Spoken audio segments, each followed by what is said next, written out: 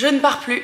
Pour ceux qui me suivent, vous le savez parce que j'en parlais tout le temps, j'avais comme projet de partir à La Réunion. Je devais décoller normalement vendredi dernier, le 20 juin, et c'était prévu depuis très très longtemps. Et c'était vraiment un projet qui me tenait à cœur parce que dans l'environnement dans lequel je suis, je me sentais plus très bien, que ce soit au boulot, que ce soit même dans la ville où j'habite, que ce soit dans mon appartement, que ce soit, bref, dans mon quotidien et dans ma routine, je sentais que je commençais un peu à prendre l'eau comme ça. Et donc ce voyage, c'était vraiment pour moi comme une espèce de bouée en mode...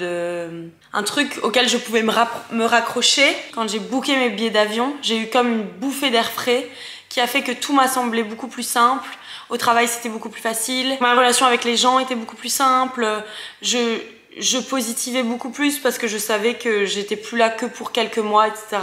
Sauf que je ne pars plus. Et bref, quand j'ai appris ça, j'ai essayé de relativiser au maximum au début. Je pense que c'est un peu humain de faire ça. Genre, j'ai vraiment essayé de voir le bon côté des choses. Je me suis dit que j'allais pouvoir passer l'été avec ma sœur, avec mes potes. J'ai une copine qui rentrait d'Australie, j'étais en mode bah trop bien, ce sera l'occasion de la voir, etc. Enfin bref, j'ai essayé de vraiment voir tous les côtés positifs et au début d'essayer de relativiser au maximum. Sauf qu'en fait, il y a eu, je sais pas, un espèce de... comme un truc que j'avais pas vu venir quoi, qui s'est passé en deuxième temps.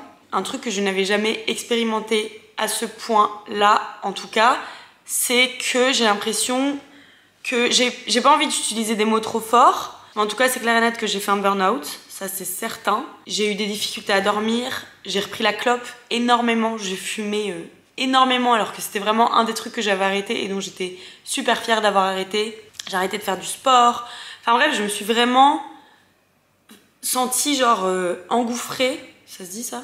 Enfin je me suis vraiment sentie aspirée plutôt par un truc que j'avais pas vu venir et qui m'a vraiment mis au plus bas et ça m'a foutu les boules pour être honnête parce que j'ai eu... Enfin c'est chelou comme situation, genre vraiment je passais mes journées solo chez moi, je faisais rien, j'avais envie de voir personne.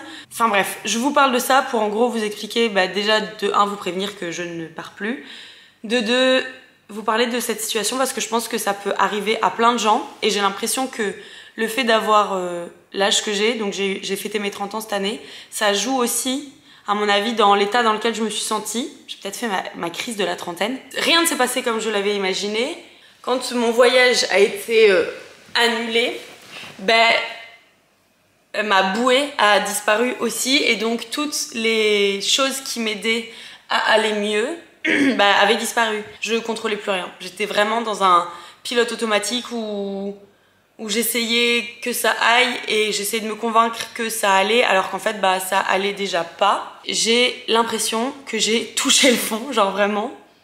D'un autre côté, je me dis que c'est uniquement quand tu touches vraiment le fond, et j'espère que c'est le cas, ça y est là, j'espère que je n'aurai plus rien. Et donc je me dis que maintenant que j'ai touché le fond, le seul truc que je peux faire, c'est remonter. Non?